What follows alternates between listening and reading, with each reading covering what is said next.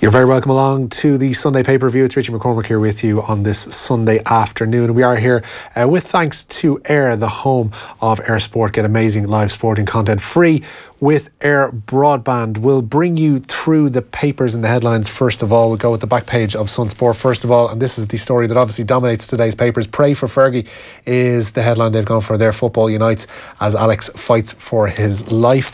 On the Sunday World today, Munster make date with Blues as we see Keith Earls going over for a try against Edinburgh yesterday, and Jurg gonna get it, they say. Pool boss to unleash big guns on Blues. Liverpool-Chelsea today in that battle for the top four, and despite tiredness in evidence against Roma during the week, Mo Salah and Roberto Firmino will be playing, it seems, this afternoon. We should mention as well though, key amongst the Sunday World content today, free inside the Panini sticker album for the World Cup. How about that then? Also on the back page of the Sunday People today, stay strong, big man. Football world rallies around Sir Alex, and they've chosen to use a picture of Peter Reid there. Why, I'm not too sure. On the Sunday Mirror Sport as well, we're praying for you, saying that our Sir Alex, Man United legend, has emergency brain up to the football world. Was last night praying for the recovery of Sir Alex Ferguson, who has had emergency surgery for a brain hemorrhage. The Mirror tell us there today. On the back page of the Irish Daily Mail on Sunday, Fergie's fight for life, emergency surgery for brain bleed after Ferguson rushed to hospital following fall. They say Super Simon Zebo produces magic as Reds star signs off at Thomond Park. The last appearance at Thomond for Simon Zebo before he departs for Racing. Plenty in the papers today about Sean Cronin as well. Sean Cronin on the big gamble that paid off, says they, on pages 86 and 87 for them today. On the Sunday Times front page of their sports section, again dominated by Alex Ferguson, fighting for life. They say football legend undergoes emergency brain op, and they also say Stoke City relegated as West Brom cling on, and England fixed for penalty horrors. More golf. Jonathan Norcroft writing there. And in the Sunday Independent, the front page for them dominated by Munster, the ones to book the trend really today. Ragged Reds make heavy work of sealing semi-final trip to RDS, and also O'Brien team keep Guinea's glory in the families. We see Donncha O'Brien, winner of the Classic there yesterday, joined this afternoon by Vincent Hogan, sports writer with the Irish Independent, and John Fogarty, the GAA correspondent for the Irish Examiner, who've both forsaken the glamorous trips to London and New York to be with us here today and to trawl through the Sunday papers. Gents, you're both very kind, benevolent souls to do so, and I'm sorry for dragging you away from the bright lights of the big cities. You're very kind, Richard. Thanks very much, Richard. Yeah, you're very kind to come to us. We have to start with that story that dominates the papers. You can't necessarily, there isn't one necessarily big piece that jumps out because we're all working off the same limited information. That's only fair about Sir Alex Ferguson and the brain hemorrhage that seen him hospitalised and operated upon yesterday in Salford. And according to pretty much all of the back pages today, fighting for his life. It's a weird one when he comes around from this, and touch wood that he will, in that if he looks back on this weekend's papers, he's already read his obituaries, because there's a lot of those are verging towards that territory whereby they're trying to contextualise Alex Ferguson's life for those of us who may have been living under a rock for the past 35 years. That's very much what struck me. There's almost a posthumous feel to what you're reading, and it's shocking to think just a few days ago he was presenting a vase to Arsene Wenger to mark Arsene Wenger's last trip to Old Trafford, and but yeah, I mean, this larger-than-life character, I think he won 38 trophies as United boss, and I had a couple of experiences with him, both sides of Ferguson. I remember covering a Champions League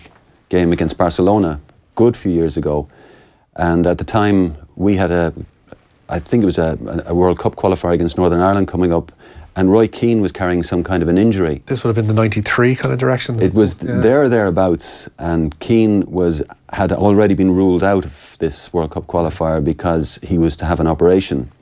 And I was at the press conference the day before they played Barcelona, in which Ferguson just happened to say they now didn't think Keane needed the operation. So I put up my hand and I said, eventually got my question, I said, does that mean he could be available for Ireland's World Cup qualifier? And he erupted, and he effed, and he blinded, and he said, here I am 24 hours out from a Barcelona match, and you were asking me about effing Ireland. And I could see all the senior English soccer writers, and they were sniggering. They thought this was so entertaining that this gobshite from Ireland had blundered into this. But a very interesting thing happened at the end. He left the press conference room and then doubled back and came to me and actually apologised to me for reacting the way he had, but that he was so wound up about it being Barcelona that that was his only focus. And I remember Henry Winter, who was working for the Telegraph at the time, said he'd never ever seen Ferguson do that.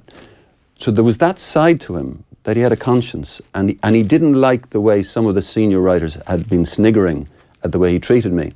And then many years later, I arranged to meet him when I was doing Paul McGrath's book. And I went out to Carrington that morning. I was due there at 8. I was there about 20 to 8. And this figure appears at the top of the stairs, and I was so intimidated by this idea of meeting Ferguson and making sure I didn't upset him in any way. And he was just superb. I have this image of him coming in the door with 2 mugs of tea, sitting down, and once we started talking about Paul McGrath, who he had had this troubled relationship with and had to get Paul out of Old Trafford, he was just magnificent. And he had agreed to give me from 8 till 9, and at about 9:10, his assistant, Carlos Quiros, walks in the door, and he's looking at his watch, and he's saying, the boys are ready to go training, what's going on here? And he says to Quiros, he says, you know, remember big Paul McGrath? And Quiros kind of went, yeah, you know, totally uninterested in having the conversation. And he kept talking about McGrath for another 20 minutes, with Quiros clearly impatient to get started. And I was just so pumped by the interest he was taking in this project of the McGrath book. And we finished up about 9:30, and as I was leaving, he said to me, well done, son. I was 46 years of age with 4 children, and I never felt I'd been paid a better compliment. So he has 2 great sides to him. And I must say, my admiration and my respect for him in those 2 dealings that I had with him went through the roof. Even as a lifelong Liverpool supporter, and we had many miserable days because of Alex Ferguson, I think he had that fire in his belly when he was competing, but a lovely human side to him too. What was behind your trepidation about meeting him that second time? Was it that 1993 back and forth, or was it the legend that had grown surrounding him? It was the legend, and I think Jonathan Northcroft has a really good piece in the Sunday Times describing that volatility, that he could erupt on anyone, and you just had to be very careful not to ask him the wrong thing at the wrong time, because he was that coiled a lot of the time. And I suppose I was going there, and I thought, I've been told I'm getting an hour. I don't want to mess it up with a stupid question 10 minutes in that gets him irritated. The one thing I didn't want to do was irritate him. But his fondness for McGrath, who he had kind of resolved his differences with over the following years, and McGrath, who says in the book himself, he would have got rid of Paul. Paul McGrath would have got rid of Paul much quicker, because himself and Norman Whiteside were liabilities. The other big drinker at the time was Brian Robson. But Brian Robson would be first into training and win all the sprints and perform week in, week out. McGrath and Whiteside were injured all the time. So that was my trepidation, that I was getting to meet this giant of a football figure, notoriously volatile if you asked him the wrong thing. But he couldn't have been kinder. But you've met a few down through the years, and you would have done by that stage by the age of 46. Like, what set him aside? Because you can even, I go back to Jonathan's piece in the Sunday Times, even senior writers walked on eggshells around him, that he just had that intensity to him. And this was a morning he was due to go training with the team. He was giving me his time. He didn't have to give me the time. He was giving it to me because of Paul. And I just felt, I can't mess this up. And I think even senior journalists, even the McIlvanys, would have known, you just don't rub him up the wrong way. As well as you might know him, and as kind as he might be to you one day, the next day he could just as easily eat the face off you. Yeah. Would the closest be in Ireland to Brian Cody? Well, Cody's a very different kind of fella, though. Cody would kind of burn you with a stare more than anything. I mean, we all remember Brian Cody's famous thing against Marty Morrissey in 2009, but he would never explode the way Ferguson would explode. It was more, he would, it's what Cody doesn't say more often. Yeah, exactly. Yeah. He just has this aura coming off him, and he's such a big, tall man, and he just radiates hostility to a question without being particularly volatile.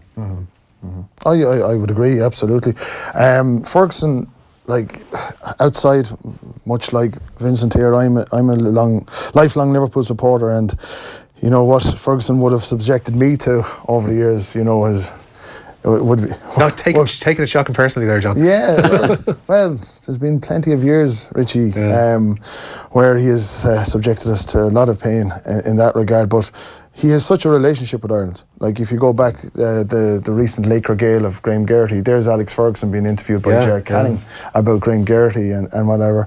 The whole Rocket Gibraltar episode, which was unfortunate in many ways, and I think took a lot out of Ferguson in that. You know, there was a bit of a pride on the line there that was affected, but obviously his graw for racing over here, his graw for Irish players, as we saw with the likes of Keane and Dennis Irwin and whatever. The man is, you know, Norcroft, the headline is what Fergie will fight to the last. You imagine he will, because of the man he has been and the success he has been. You can't say he's an enigma in any ways, because, you know, I think we know so much about him. How many books has he now? 2 or 3? It's at least 4, I think, at this stage. At this stage. You can't say he's an enigma in any way, but what you do know about him is that he's a born winner, and you know, all the very best. Yeah, it's a strange one, and it kind of shows into sharp relief. We've obviously heard a lot and read a lot about Arsene Wenger over the course of the last 3-4 weeks when he's announced he's departing Arsenal. We were told that he's the most influential figure in Premier League history. You kind of have to double back on it and kind of think, no, like, it has to be Ferguson. Like, given the nature of all that he won, given his power over that league on and off the pitch. I mean, this is English football's guy from Govan in Scotland. I couldn't agree more, and you know, not taking anything away from Wenger, who had a huge influence. No, absolutely not, but it's just you just can't. I mean, when you Ferguson consider has. that Ferguson's last year, United won the Premier League by 11 points. That he, right to the end, he had that competitive edge, and he knew how to put out a team, and he did it with United playing the kind of football that their supporters want to play. I mean, United are probably going to finish second in the Premier League right now, but it may even win the FA Cup, but their supporters seem to be profoundly frustrated with the football they're playing. You're watching them against Brighton on Friday night, and it was just dreadful. It's football by numbers. And Ferguson seemed to understood the obligation that Manchester United supporters feel the manager should have to not just winning, but winning with a certain style. And he did that right up to the end. I think that gets brushed over an awful lot when you look back in the history of Alex Ferguson. It's just how well the side's played. I mean, they talk about this side. I was reading this quote. I don't think it was even in relation to his illness here. I think it was just somebody mentioned it in passing on Friday or Saturday, that his side of 1988, I think, finished second to Liverpool, but they were a distant second. And that summer he said about dismantling that team because he knew that side would never be good enough to win an English First Division title. And that ultimately Mourinho kind of should find himself, it was actually on Friday night, should find himself in a similar position now where he needs to dismantle that squad and decide that this one isn't going to win a Premier League. I'm going to build one that is.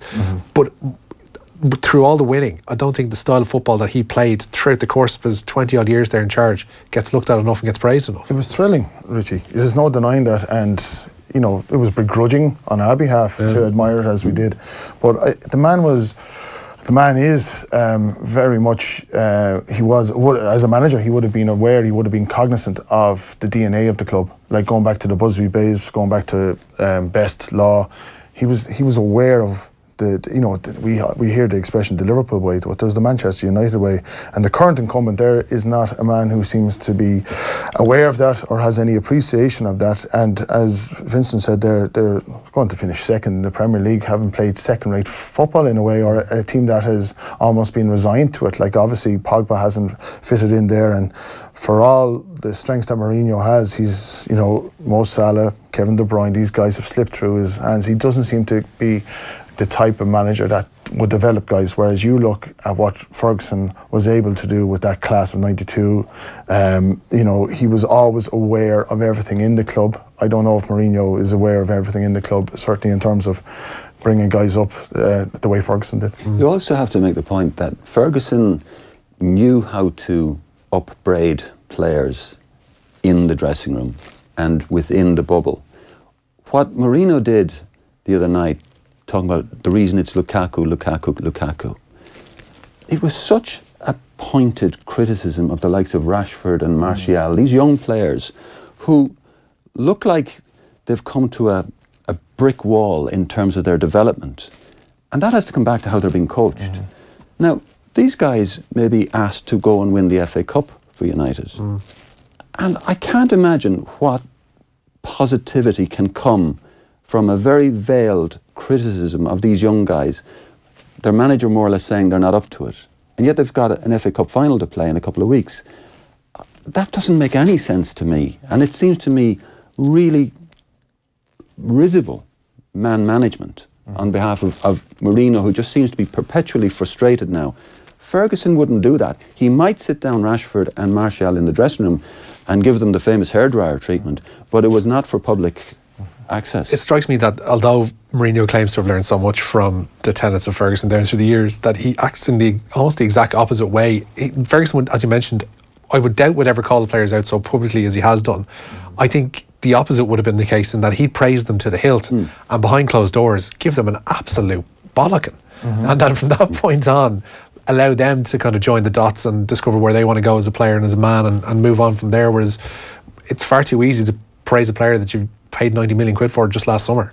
Dressing room devil in a way, and although Vincent's story would run contradictory to it, but he would be a press room angel in that way, in the sense, like, take for example Luke Shaw. You know, Mourinho, some of his remarks about Luke Shaw have verging on bullying. Yeah, absolutely.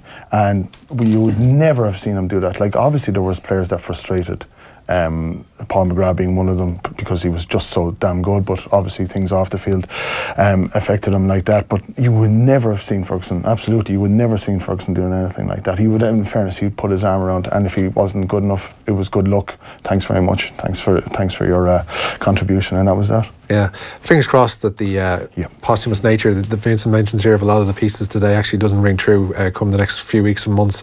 I wish him all the best in his recovery. We'll move on from there, we'll change gears.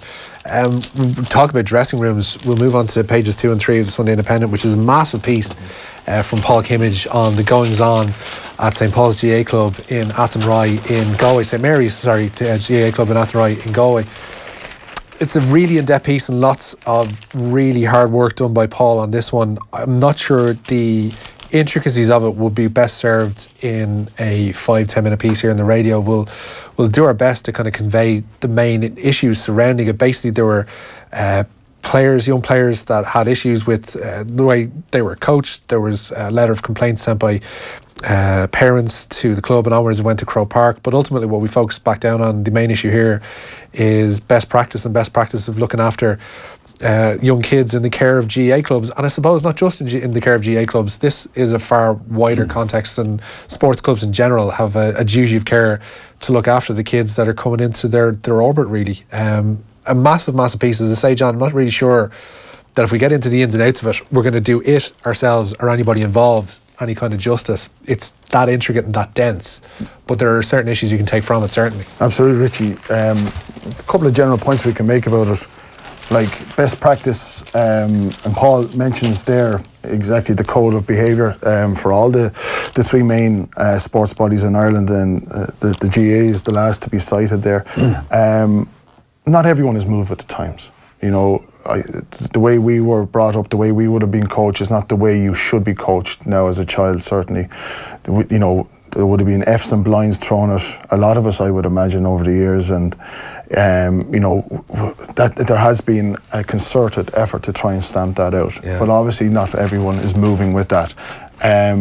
You know, we're talking about volunteers here. We spoke off air about that these guys are volunteers, and you know, to be brought over the hot coals like this is a serious point.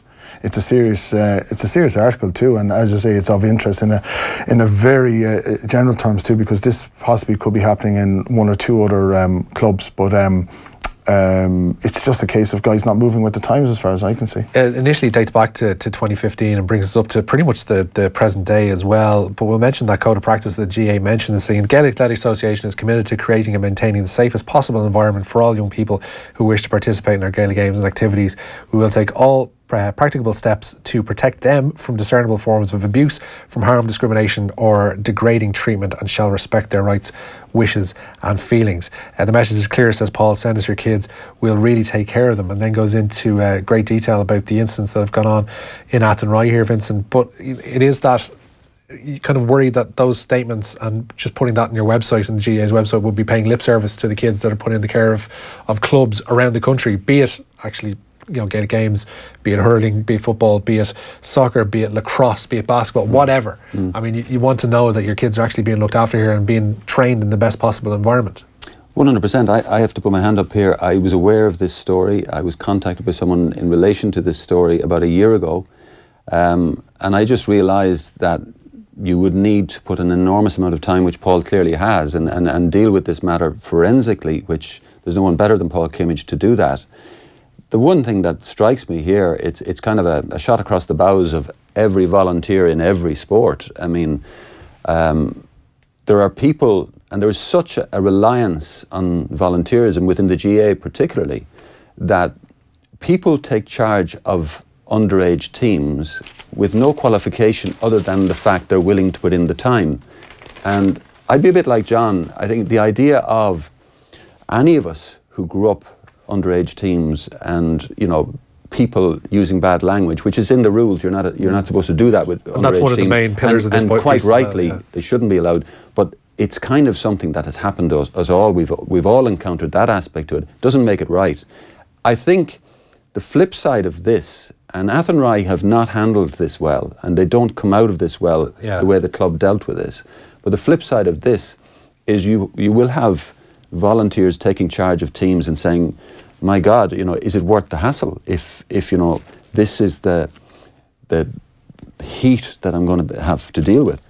The anonymous representative that Paul ends up speaking with when he draws his conclusions on this whole episode basically mentions to Paul, and then on a Thursday night we got a bundle of documentation in PDF format with about 50 to 60 pages, and we were asked to attend a National Code of Best Practice hearing within 48 hours. There is a lot asked of what are, as you know, both of you mentioned, essentially volunteers. I mean, you're offering up whatever free time you have in your own life, personal and work life, to devote to building up and coaching young kids. There's a hell of a lot of other stuff involved in the surrounding of coaching those kids that I think a lot of people, it seems even within clubs now, are fairly unaware of, unfortunately. There just seems to be a little bit of arrogance from the club in this point, Richie, because the point that was made to Paul in the piece is that, look at what we've achieved over the years. Athenry, like, we know it as a highly successful club, not necessarily in recent times in terms of senior, but in terms of underage, still, you know, the conveyor belt is still going strong in that regard. Their point is that, you know, why, if something isn't broken, why try and fix it? But we do have to fix these things, you know. Let's be honest, children are a lot more vulnerable these days, in the sense that, you know, there could be an argument that a lot of them are mollycoddled, but I think the best practice and the code of conducts which are outlined at the outset of Paul's piece, I think they have to be followed. And if, as you said, Richie, if it is up on a website, you know, they can't be hypocrites, the GAA, they have to follow it. The one thing that I know that Pat Daly, the GAA Director of Games Development, has been trying to do is trying to create this type of merit system, or should I say qualification system, which would ensure that volunteer coaches are fully cognizant of what the do's and don'ts, and those don'ts being obviously bad language, bullying, as we mentioned earlier on, and things like that.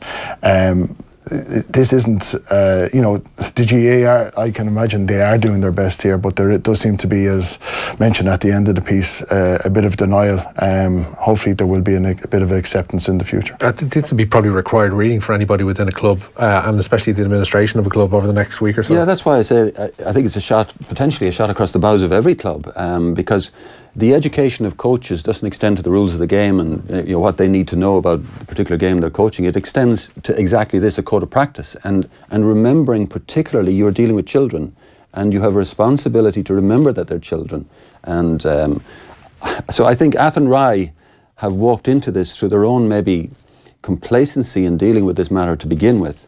But there's a lot of other GAA clubs will be reading this and saying, well, we need to be sure our coaches are educated properly. That'd be the worry for any parent reading this, is that this is not an isolated case. Is that there will be clubs that have mirrored this situation, if not exactly, then in, you know, at least elements of it up and down the country. Indeed, and it pertains to rugby and soccer too, as much as the GAA would reflect a lot more of Irish society than possibly the FAI and the RFU, but this is definitely should be held up as a bit of a warning to them that, you know, these things can happen, and that, you know, guys, you know, whether they like it or not, have to appreciate that time is moving on, and we can't treat children and that's you know, it might be they might regard it as, you know, cajoling or whatever, but cajoling nowadays means something completely different to what it was back in the 1980s, 1970s. Yeah, it's a really, really in-depth, really dense piece from Paul today. It's recommended reading, especially if you're a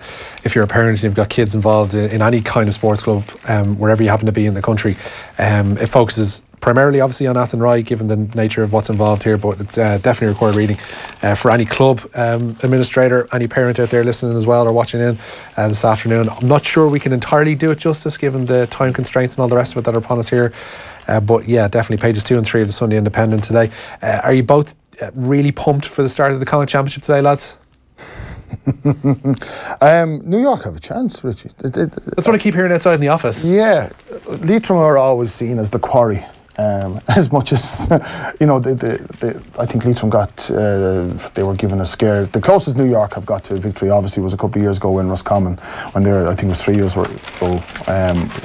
They forced them into extra time, but prior to that, it would have been Leitrim, and I think they came away with a 2-point win. But everything seems to be falling into place for New York in the sense that they have Jamie Clark there. They thought they might have Jamie Clark last year before he returned to Armagh. They have Tom Caniff. They've Neil Collins, who's a fine Roscommon. He would have been on the show here before. Fine Roscommon defender.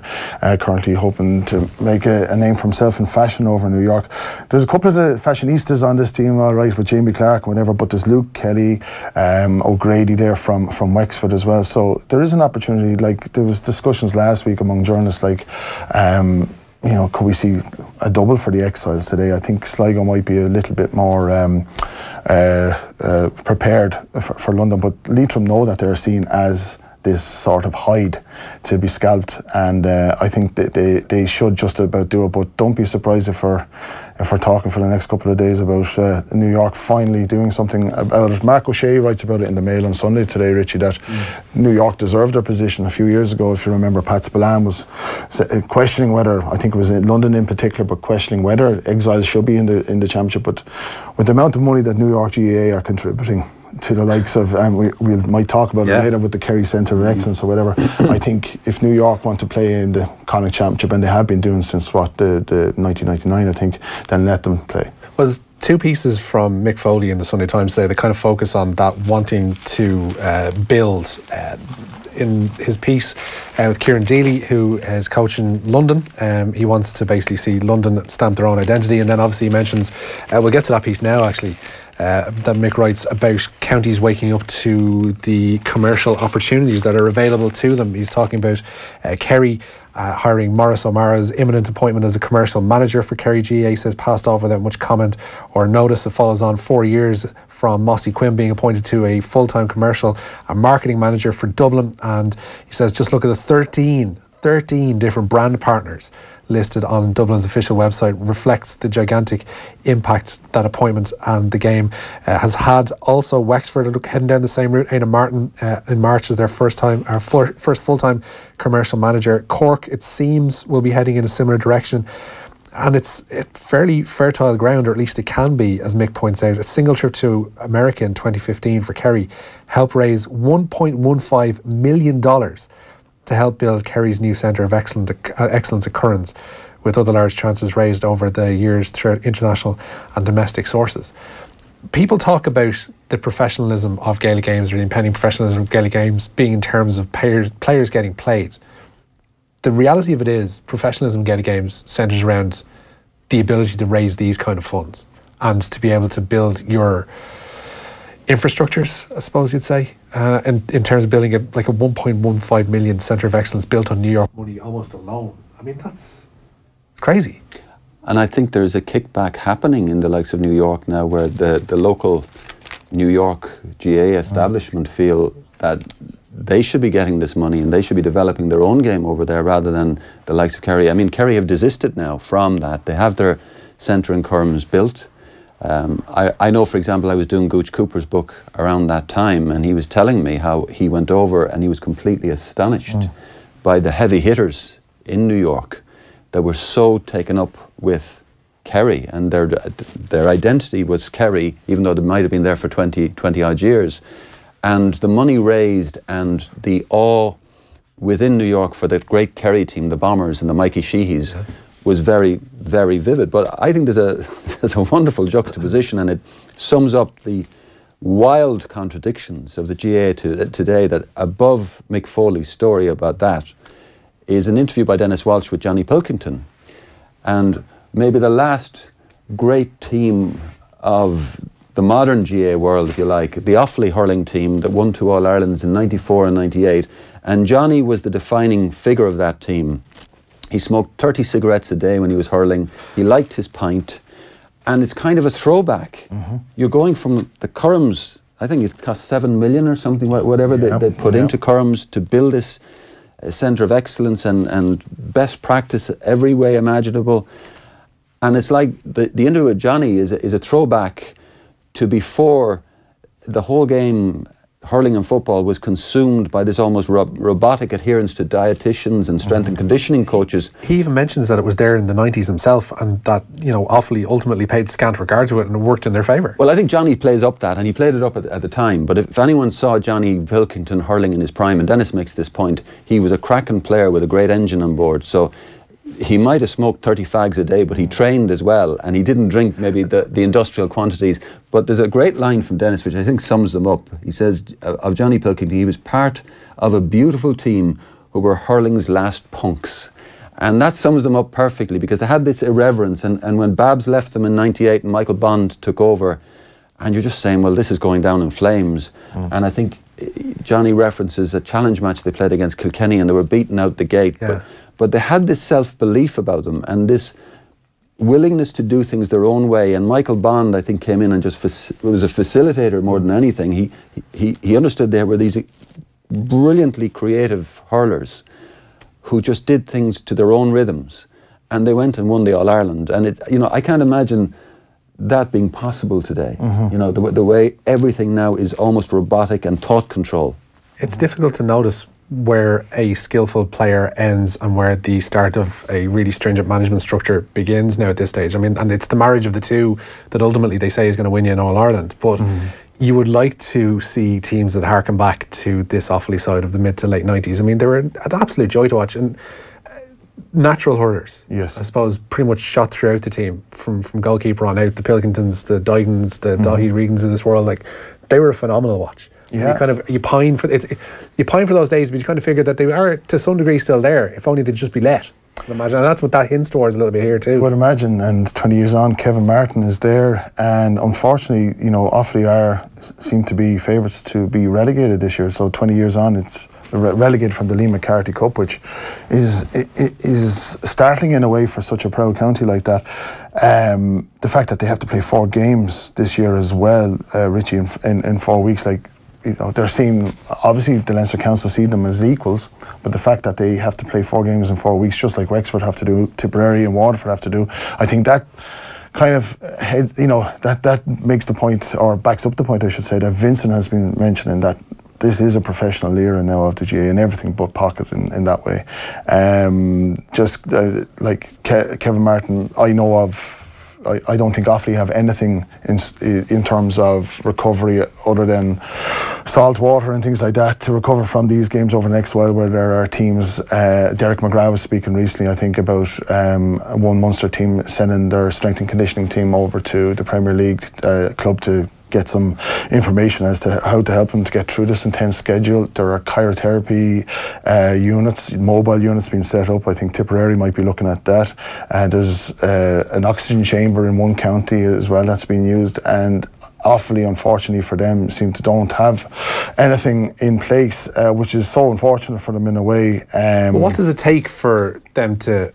It's either going to change a mentality thing at board level, or it's going to take something within the county to just get a manager put in place and say, listen, this is what X, Y and Z is doing. We need to get on board this train as soon as possible, otherwise we're going to be left behind. Yeah, they've had recommendations put to them. Dermot Healy obviously would have been involved in there, and the sense certainly in a couple of counties around Offaly would be that Offaly took for granted what they did in '98.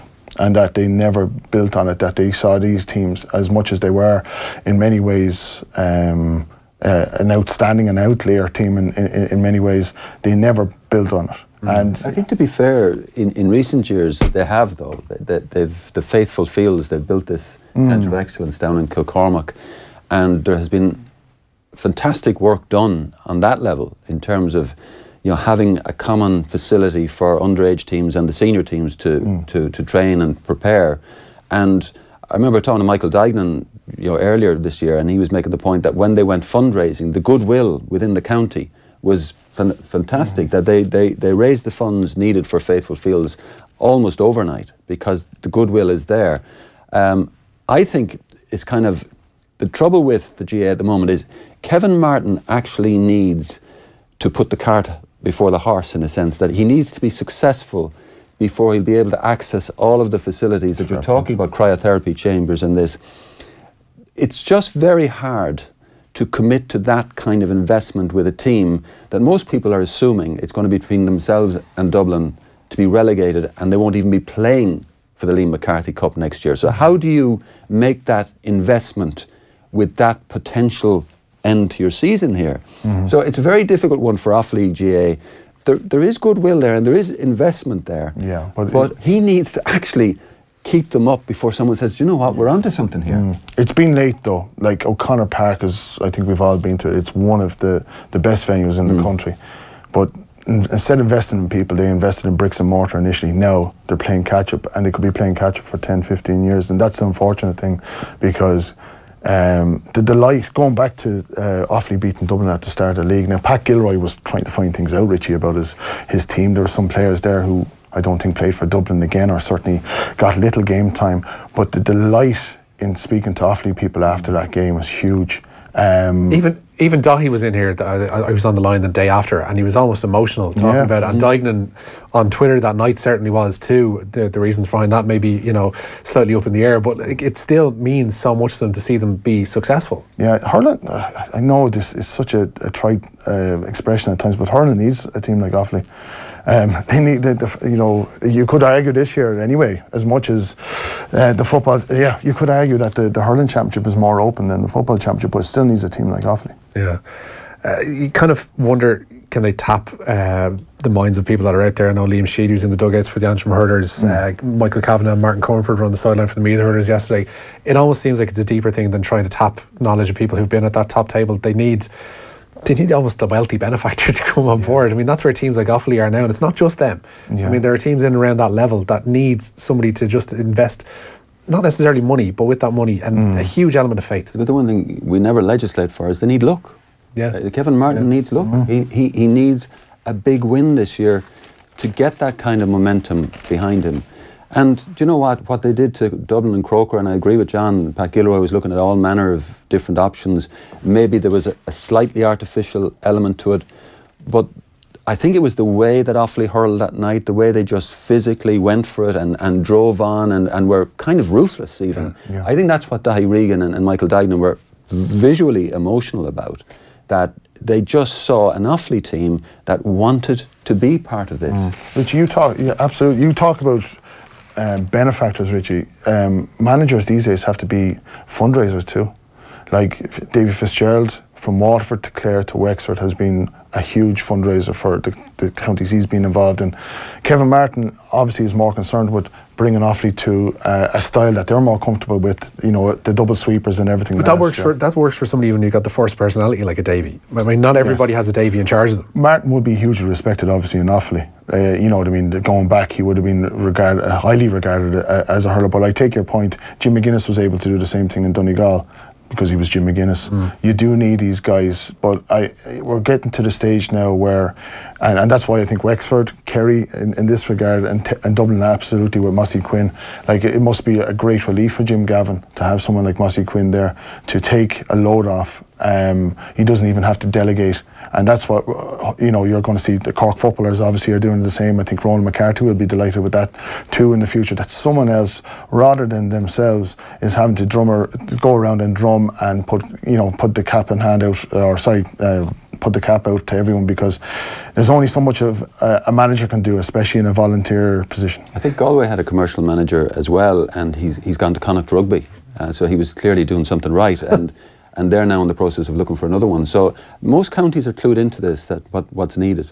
Kids coming out of college, go for a commercial director's job at the GAA county, you'll be away in a hack. This is the Sunday pay-per-view brought to you with the home of Air Sport. Get amazing live sporting content free with Air Broadband. Just one line from the Pilkington thing where he talks about players being essentially we heard about it from I remember seeing AC Milan when they'd fall into pits of not necessarily despair but poor form, and even Gennaro Gattuso mentioned it when he came in on board with them, that they'd go into camp and that they'd basically be in lockdown for 2-3 weeks to try and get themselves back on form. And Pilkington mentions this, he goes, I just can't buy into this thing of I can't go outside the door for the next 2 months because we have a match coming up. If they had 3 or 4 points or whatever it is, are they afraid the manager is going to sack them? No manager ever sacked one of his star players. They might have sacked a fringe player, but no star players. And he's absolutely right. I mean, again, I'm from an era where I would side with Johnny on some of this stuff that I think has gone completely overboard. I was very friendly with a player, I won't name him, I won't even name the county. He played in a huge championship match going back 20 odd years, and they drew and they had a replay coming the following week. And on Monday we went and drank pints and had a snack box each, and he went out the following Sunday and was absolutely outstanding. Now, I'm not recommending that to any young player that that's the way to go, but I'm saying it's gone completely overboard the other way, and it's this thought control and this robotic approach to even how they communicate with the outside world. It wrecks my head. Yeah, Richie, guys are clocking in now to gyms. They're sending photos of themselves at gyms to managers. Just to prove that they're actually doing the work. You're going to see it now. A few players have already spoken about it. The intensity of the provincial hurling championships. They're going to have to take the Mondays off work, Tuesdays off work. Look at the Super 8 or the All-Ireland qualifying phases. The last round of that comes the weekend before an All-Ireland semi-final. Can you concentrate and work that week? You know, I think the way the GAA have structured the championship now, it's almost inviting professionalism, because guys just have to. Recovery is the buzzword this year. It's a season of endurance. Recovery is the buzzword this year, and if you want to be fully recovered, you need to be taking time off work. Your annual leave is obviously for your GAA. Does the end product justify all of that? I.e., for the punters going in through the gates, whether it's at O'Connor Park, whether it's at O'Moore Park, whether it's in Croke Park, for the punters first of all, whether it's those watching on TV, and does it justify it for the players as well? Obviously for the like if you're clocking in at gyms and say, listen, you know, boss, here I am, after putting in so many reps on this and blah, blah, blah, blah, like, and you're not indulging in the snack box and the few points of a Monday. Every iota of their lives are being measured at the moment, and under scrutiny. Not certainly not from ourselves, but this is a by-the-by point. But you know, because we don't get to talk to them. Certainly not outside of very artificial, very stagnant environments and things like that. Speaking of the launch of Sidona's brand new orange flavour. But see, this is the way, you know, newspapers were all going to those things because we don't want to be left out. But it's not a case of, you know, we would all prefer, you know, to have something, you know, new, something fresh, and there is an avenue for that. But in terms of getting insight into these guys, there isn't. But inside these camps, every part of their lives is being measured. It's not healthy. Obviously, it's not. Going off the rails is not tolerated. You know, we're being reminded. I think people were being reminded by a manager during the week that to take or to appreciate that Dermot Connolly is an amateur. He's a volunteer. Absolutely, he is. But I would imagine what's the pressures that are on him from inside are probably greater than they are outside. Yeah, I think the answer to your question is it justified. It is if you win. And in the Dublin situation, we've seen the likes of Jack McCaffrey, Rory O'Carroll, Paul Mannion step aside, take a year out, because it's a pretty intense existence, and it's a life choice that you have to make, and they can do that, and they make the decision to step out, but then come back in if they choose. We see with the likes of a Brendan Murphy, the Carlow footballer, who's gone to America, a huge loss to Carlow. But that's more symptomatic of what's happening in the GAA, where there is very little chance of success on any meaningful level that you'll be remembered in years to come. Like, they're not going to win a Leinster Championship, Carlow. Turlock O'Brien has done a magnificent job. It's just not there for them. They're a million miles off what Dublin can be. So that's the story of the GAA at the moment, that the lesser lights, the Brendan Murphys of this world, an outstanding player who would probably make the Dublin starting 15 if he was available to them, he just can't see the point of living that way to get a hammering down the line. We're heading down a really awful continental drift of seeing two nations completely separated. There's no way of telling the two of them together, as you know, the current structures dictate. They're parallel worlds. Yeah. And that's football being without tears doesn't help either Richie. You know, if there was something tangible to win, and I know the likes of Carlo have said no, we don't want a tier championship, but if there was something tangible whereby they could win a trophy and it would give them automatic entry back into that year into the Sam Maguire Cup, I think that there will be something there. The fact that football doesn't have tiers I think is a sign of arrogance really on behalf of a lot of football counties. Before we run out of time, I know both of you wanted to mention Mr. Gerrard, who's the impending new manager at Rangers Football Club in Glasgow. A huge risk, says David Walsh in the back page of the Sunday Times, in agreeing to manage Rangers. He will need all of his footballing know-how to thrive at the heart of one of the game's most volcanic rivalries. And he then goes into, there's a lot of his research here is basically leaning on Mark Warburton and his tenure in charge of Rangers, ill-fated that it is.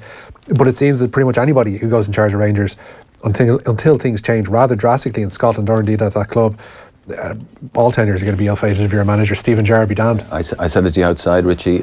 I would see it as I don't think it's a huge risk for Gerrard, because I think he can bounce out of this with a sacking if need be in 6 months' time, and he's still a kid in terms of coaching, and I think he's such a big name. Other clubs will be interested in him. I see it as a hugely cynical exercise by Rangers owners, who it's a sop to supporters who are they see their team a million miles off Celtic, and let's wheel in a big name. And if we sack him in six months' time, we'll get another big name. They've gone through everything now at this stage. They've gone through the manager who performed well in the Championship with Warburton. They've gone through the unknown foreign manager in Pedro Caixinha, who they think might do okay, who ultimately does nothing. And then they've got the steady pair of hands in Graham Murty, who again will do, comparatively nothing compared to Celtic. Now they've got the big name. It's bound to work out now, damn it. But that's all they've got is the big name. I mean, Stephen was coaching Liverpool's under-18s, and I would have thought the normal procedure for him would, and it's a brave move by Gerrard in the sense that the hostility in Glasgow and the hostility of losing an Old Firm game by 4 or 5 goals is going to be pretty raw, and he's exposing himself to that, and that's the immediate future. Looking at the gulf between the two teams, I would have thought a more logical thing for him would be to stay close to Klopp, and this guy who is showing himself to be one of the great managers and the great coaches of world football at the moment. Learn from him, watch him up close, and maybe graduate up the backroom staff at Anfield, and then take the plunge, probably to a smaller, less hostile environment than that. He's gone right into, he's gone into the fire, and good luck to him. I can't see it ending well. There's an arrogance at play there, and to be honest with you, it's almost a positive arrogance, because you need a lot of self-belief to head into a club like Rangers. They're not the club they were, obviously, 10, 15, 20 odd years ago, but they still are the second biggest club in Scotland. So you need to have something of a head about you to get involved there. He's probably looking at this as a win-win situation for himself, but I wonder, what strikes me, I'm not concerned about Rangers in the slightest. I'm concerned about Stephen Gerrard and his ambition. You want to see him back at Anfield within 5 years? Once Klopp has done his time, but let him win the European Cup twice. No, Richie, he looks like a man in a hurry to me, Gerrard, and too much of a hurry. When he considered, apparently MK Dons were knocking at his door about 6 weeks ago, and he clearly went, "Yeah, no, you're grand. You're heading back down to League One or whatever it is, but I don't really need to get involved in that." They seem to be, at least under Pete Wilkinson, a far better set up side. They've got a nice ground. They're a coming force. At least they will be in Winkleman's head, whereas Rangers are just a madhouse. But you must bear in mind that you're talking about Stephen Gerrard, who has had this incredible self-belief as a footballer, and he's looking at Rangers and thinking, do you know what, I think I know what to do here, and I think if I can get them competitive and I can get them within 10 points of Celtic next season and win an Old Firm game or even draw an Old Firm game, I'll be a hero. I'll be seen to have turned things round to some extent, even if it's very superficial what I've done.